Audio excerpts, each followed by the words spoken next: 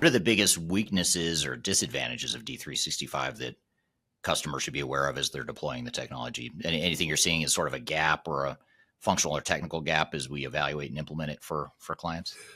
Nothing, nothing significant. I think for me, it's the typical, you just don't meet my specific requirement. I don't think there's anything that's consistently showing up from my perspective in the industries, the industries that I've worked in recently. There's nothing that pops up that would say, oh, this is a repeated area that I'm seeing that's a critical area that D365 doesn't support. I think it's the normal, whatever the 5% non-standard capability like everybody else. I think they're kind of falling in there.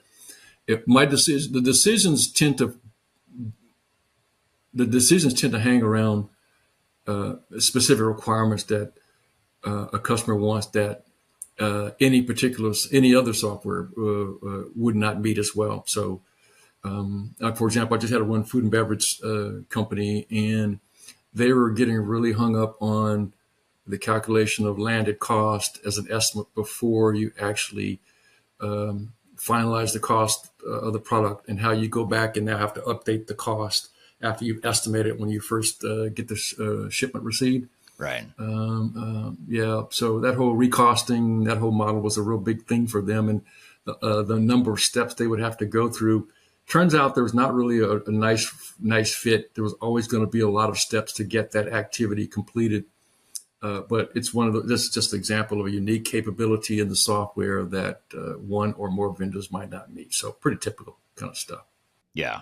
Yeah. It just doesn't quite hit the mark on what you want or what you've built your business around, but it's not like it's missing a costing module, or it's just the way it works doesn't fit for everyone, which is true for right. It's kind of this is where it's unique to my business. I got another food and beverage company. We look the same, but at some level there's certain things we do differently, and I like my flavor in red and you like yours in blue, right? Right. Kind of thing. So yeah. And